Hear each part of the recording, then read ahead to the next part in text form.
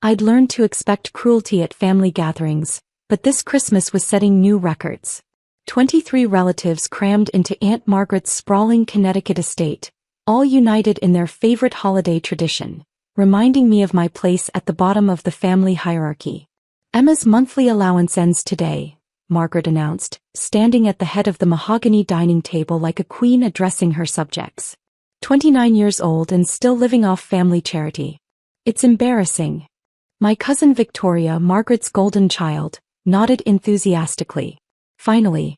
Maybe this will motivate her to get a real job instead of that little charity thing she does. I kept my eyes on my plate, cutting my prime rib into precise pieces. The little charity thing was actually a foundation I'd been quietly building for 5 years, but explaining would be pointless. They'd already decided who I was. The family trust wasn't meant to support lifelong failures, Uncle Richard added, swirling his wine. Your grandmother would be ashamed. That one stung, but I didn't let it show. Grandmother Eleanor had died 3 years ago, and I thought about her every single day. She'd understood me in ways this family never had. How much has she taken over the years? My cousin James asked, performing for the audience. Someone should calculate it. Margaret smiled, clearly having prepared this moment. $147,000 since she turned 18. Plus the apartment we're letting her stay in rent-free. The apartment I'd been living in for 6 years wasn't actually theirs, but this wasn't the time to mention it. That's more than most people make in 3 years of actual work, Victoria said. And what does Emma do? Volunteers at homeless shelters and reads to old people. Such a waste of the family name, Margaret's husband Harold muttered. The Ashfords are business leaders, philanthropists with real influence. Not, whatever this is.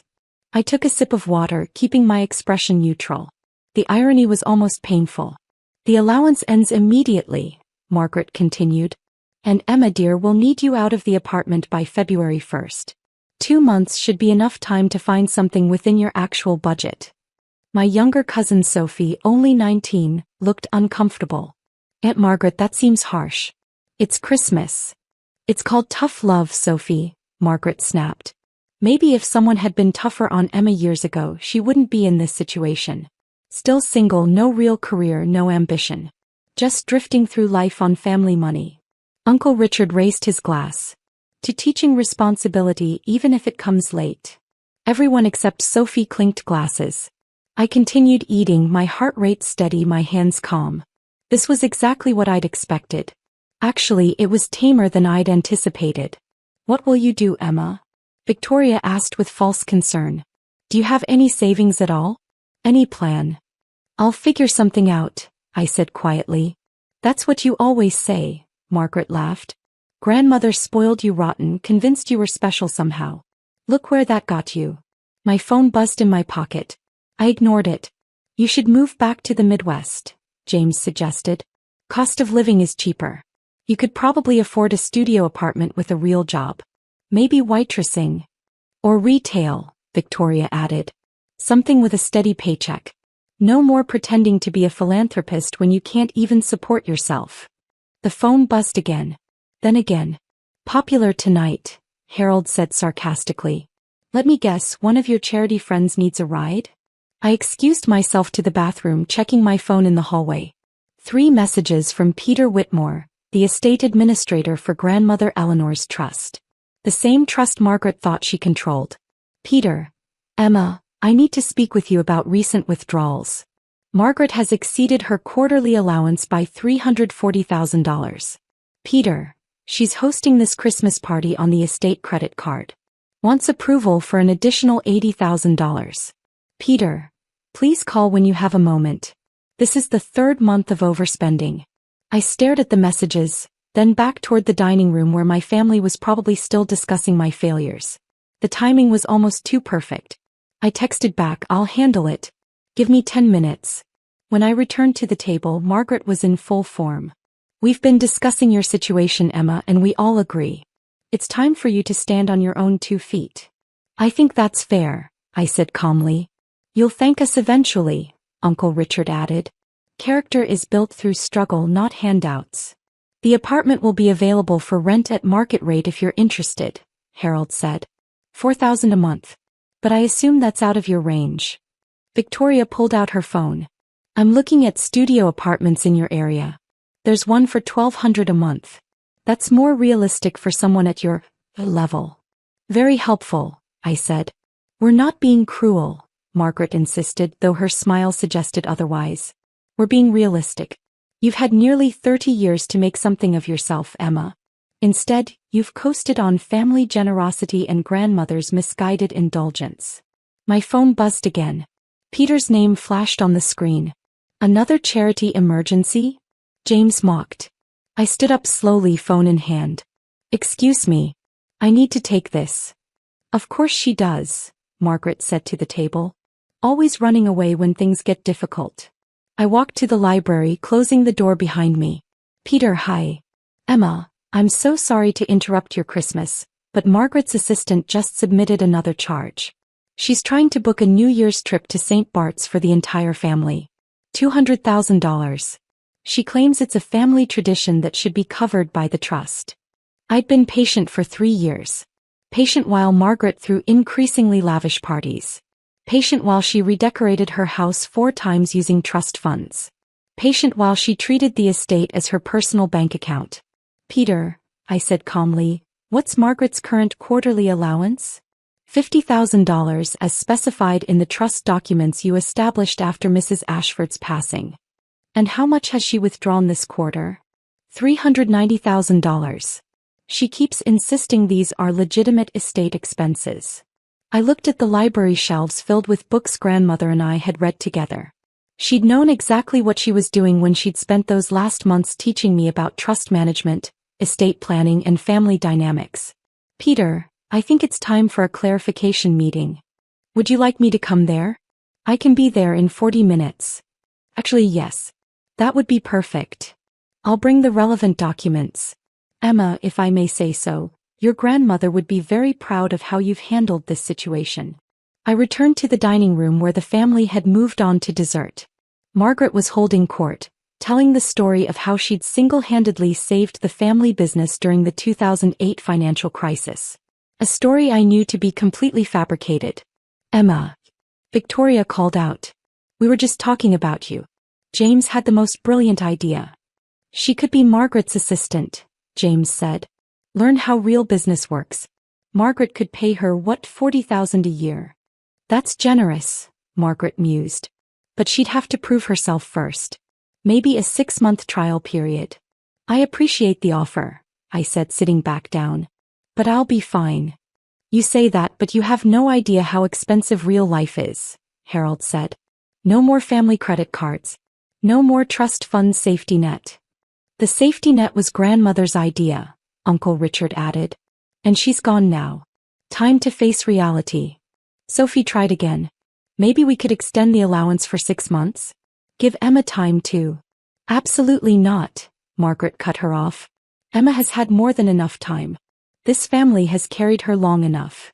The doorbell rang. Harold frowned. Who could that be? Everyone's already here. Margaret's housekeeper appeared in the doorway. Mrs. Ashford, there's a Peter Whitmore here. He says he's the estate administrator and needs to speak with you urgently. The color drained from Margaret's face. The estate administrator? Why would he? I didn't call him. I did, I said quietly. Every head turned toward me. You. Margaret's voice was sharp. Why would you call the estate administrator? Peter appeared in the doorway, briefcase in hand, wearing a professional smile. Good evening, everyone. I apologize for interrupting your Christmas dinner. Mrs. Ashford, Miss Ashford, could I speak with you both privately? Anything you need to say can be said in front of the family, Margaret declared, though her confidence was wavering. Very well. Peter opened his briefcase, pulling out a folder. I'm here regarding the Eleanor Ashford Trust, specifically some concerning spending patterns over the past 18 months. Margaret's hand trembled slightly as she set down her wine glass. I'm the trust administrator.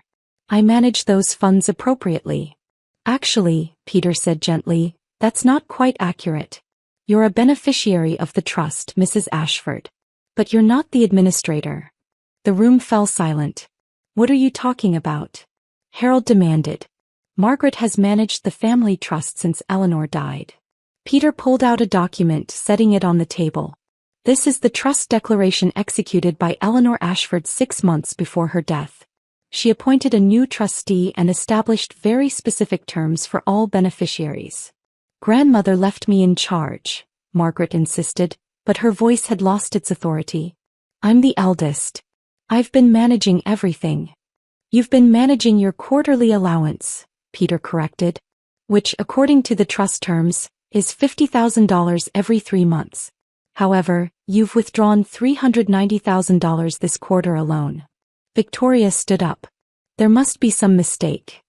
No mistake, Ms. Ashford. Your grandmother was very thorough in her planning.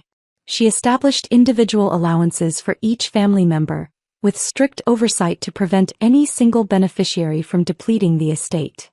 Who's the trustee then? Uncle Richard demanded. Who did Eleanor put in charge? Peter looked at me. Emma Ashford.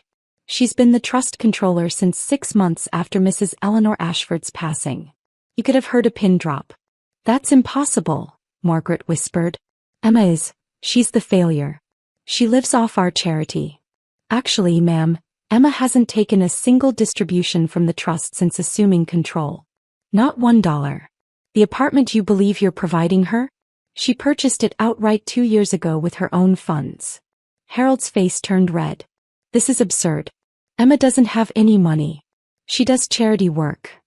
She runs the Ashford Legacy Foundation, Peter corrected, which she established with her own inheritance from her parents' estate. It's now valued at $12 million and has donated over $4 million to various causes. Sophie's eyes went wide. Emma, is this true? I nodded slowly. Grandmother taught me everything.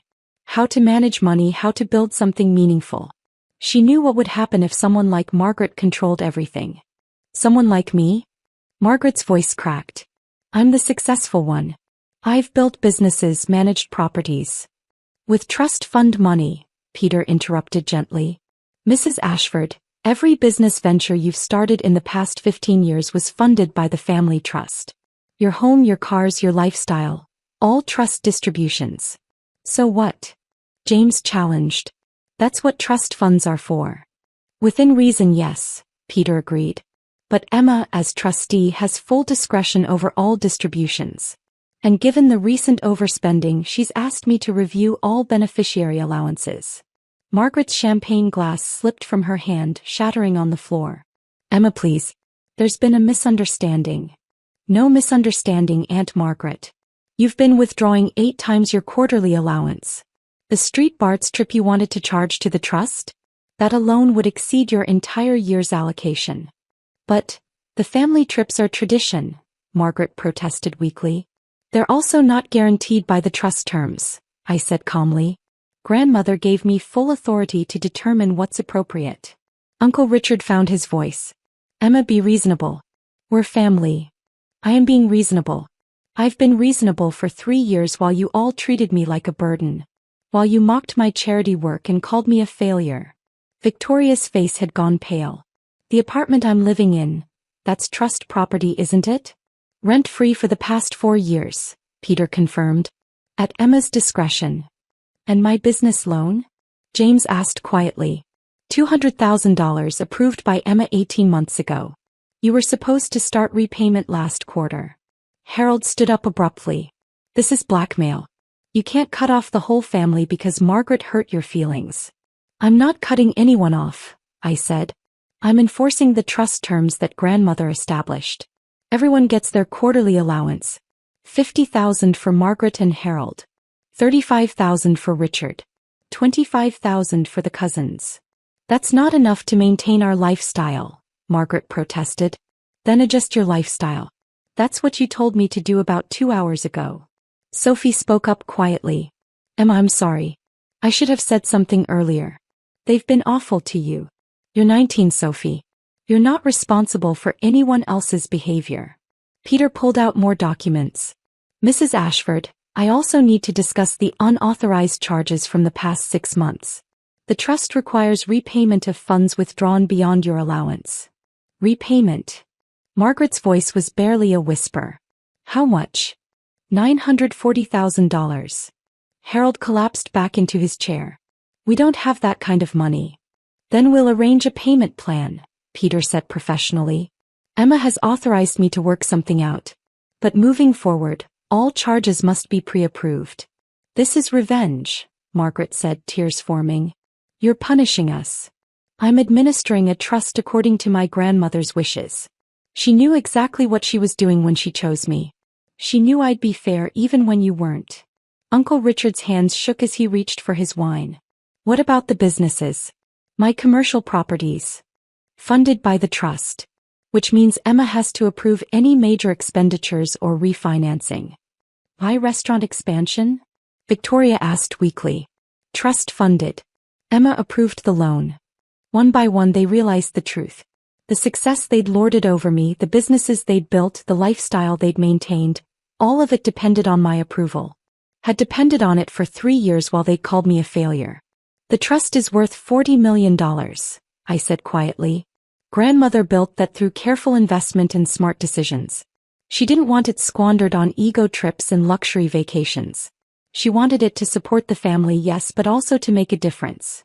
You've been supporting us this whole time, James said slowly. Every business loan, every property purchase.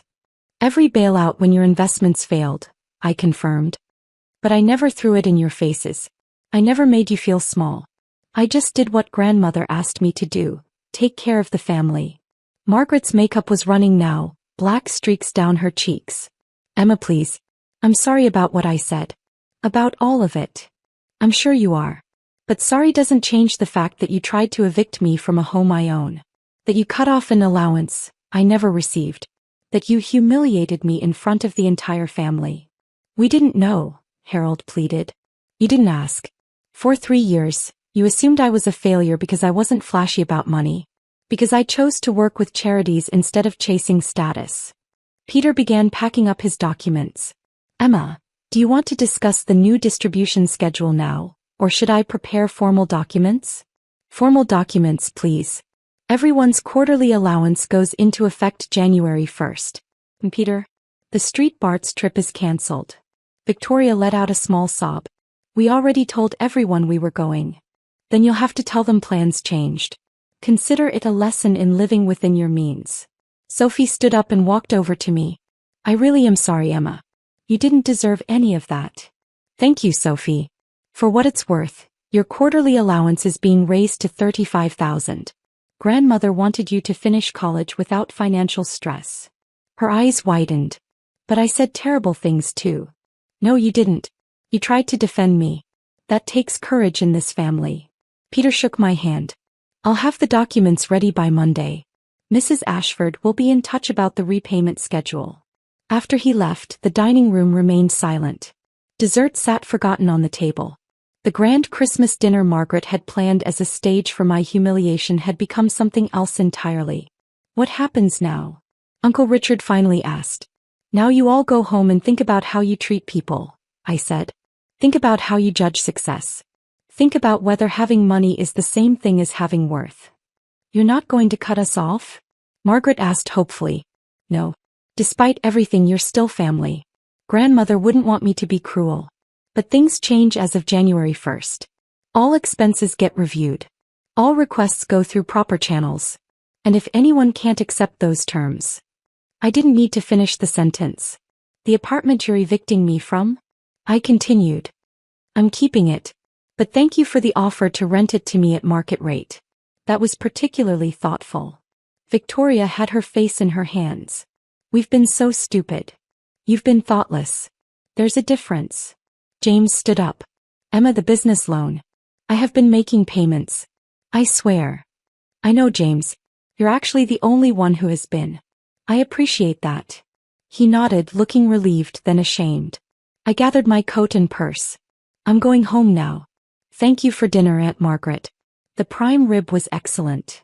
Emma, wait, Margaret called out. Stay, please. We should talk. We just did. Merry Christmas, everyone. I walked to the door where Sophie caught up with me. Can I call you? She asked quietly. Not about money. Just to talk. I'd like that. You're not what they said you were. I never was, Sophie. They just never bothered to look. I drove home through the quiet Connecticut streets, snow beginning to fall. My phone rang almost immediately. Victoria. Then James. Then Margaret. I let them all go to voicemail. Grandmother's voice echoed in my memory from one of our last conversations. Emma, the hardest thing about having power is knowing when to use it. Not for revenge but for balance. For reminding people that kindness matters more than ego. Even when they're cruel? I'd asked. Especially then. Because cruelty comes from insecurity. Show them what quiet strength looks like. Back at my apartment which I'd bought with money I'd earned through smart investments and careful planning, I made tea and sat by the window. My phone showed 15 missed calls now. The family was panicking, realizing their comfortable world had been built on the goodwill of the person they'd dismissed as a failure. I opened my laptop and looked at the foundation's balance sheet. In 5 years, we'd grown from 1 million to 12 million through careful investment and strategic planning. We'd funded scholarships, supported homeless shelters, established medical clinics in underserved communities. The little charity thing Victoria had mocked. A text came through from Peter. Your grandmother would be incredibly proud. Merry Christmas, Emma. I smiled. She'd known exactly what would happen when she made me trustee. Had known my family would continue their patterns of judgment and cruelty. Had known they'd eventually push me far enough. And she'd given me the tools to respond with strength rather than anger. Another text, this time from Margaret. Emma, please. Can we talk? I was wrong about everything. I'd respond eventually. Set up meetings with each of them. Establish the new normal. But tonight, I was going to enjoy the peace of knowing I'd handled it exactly as grandmother would have wanted. With dignity, clarity, and just enough consequence to teach a lesson. The snow fell harder outside, covering Connecticut in white. Inside, my tea was warm, my apartment was mine, and my conscience was clear. I hadn't sought revenge. I'd simply stopped protecting them from the reality they'd tried to force on me. Sometimes the quietest power is the strongest. Sometimes the person everyone overlooks is the one holding everything together. And sometimes, the family failure is actually the only one who succeeded at what really matters. I raised my mug in a silent toast to Grandmother Eleanor, who taught me that worth isn't measured in volume or flash, but in what you build when no one's watching and how you treat people when you have every reason not to. Merry Christmas indeed.